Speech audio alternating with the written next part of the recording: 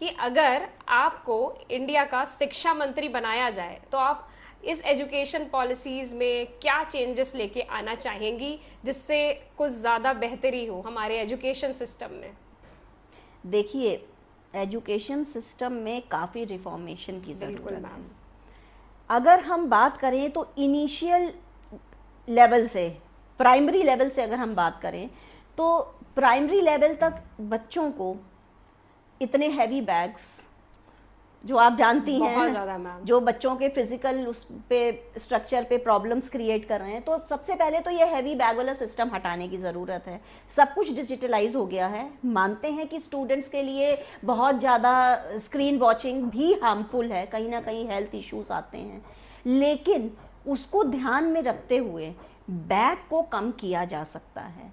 अगर हम school bag को कम करेंगे तो हमें फन बेस्ड एक्टिविटीज़ को इम्प्लीमेंट करना होगा, और फन बेस्ड एक्टिविटी के साथ में ही प्राइमरी स्कूल में टीचर्स असाइनमेंट्स जो दें वो शीट्स में दें। ज़रूरी नहीं कि बच्चा पूरी मोटी मोटी बुक्स लेके जा रहा है स्कूल में। बिल्कुल। शीट्स में अगर असाइनमेंट देंगे तो क्या होगा, बच्चे का बैग हैवी नहीं होगा, और पूरा करिकुलम प्री प्लान्ड इस तरीके से हो कि प्रैक्टिकल टीचिंग, प्रैक्टिकल लर्निंग पर वर्क किया जाए। बिल्कुल। ये हो गई प्राइमरी लेवल की बात। प्राइमरी के बाद अगर हम बात करें हमें हाई स्कूल और इंटरमीडिएट लेवल पे, तो उस लेवल पे ज़्यादा ज़रूरत है वोकेशनल टीचिंग की।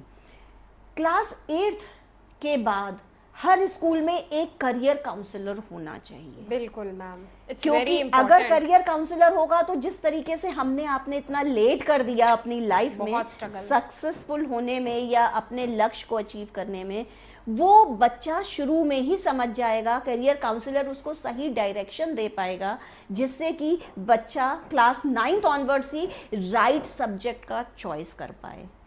आपको पता है दिव्या जी, हम लोगों के टाइम पे जहां बच्चे ने 10th किया नहीं, साइंस में चला गया है तो बहुत इंटेलिजेंट बच्चा है, और अगर ह्यूमैनिटीज में है तो अरे लगता है पढ़ाई में अच्छा बिल्कुल। नहीं। और आज के टाइम तो इतना क्रिएटिविटी हो गई है कि बच्चा हर उसके अंदर कई सारे ऐसे टैलेंट शायद हमारे अंदर भी होंगे बट हमने पहचानने में बहुत देर कर दी। हाँ। क्योंकि हमें शायद उस तरीके का कोई गाइड करने वाला नहीं था, कोई काउंसिल करने वाला नहीं था।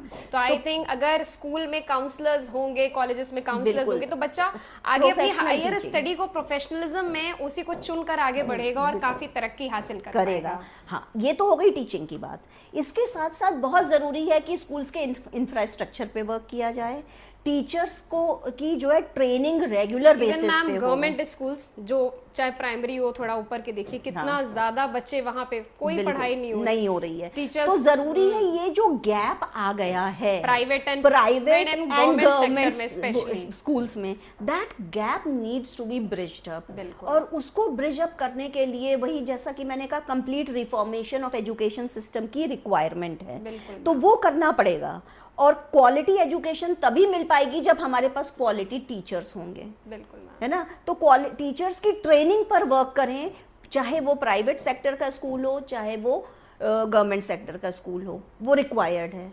हमारे एजुकेशन सिस्टम में सबसे पहले चाहे जितने भी प्रोफेशंस हैं, सभी प्रोफेशंस में टीचिंग प्रोफेशन को सबसे ऊपर रखा जाए, और इस प्रोफेशन में टीचर्स को बाउंड किया जाए कि वो एथिक्स का पालन करें और स्टूडेंट्स को सही डायरेक्शन दें, मॉरल टीचिंग्स दें, जिससे कि हमारा भविष्य, हमारी जनरेशन आने वाली वो प्रभावित हो, तभी आगे ग्रोथ कंट्री को मिल पाएगी। बिल्कुल।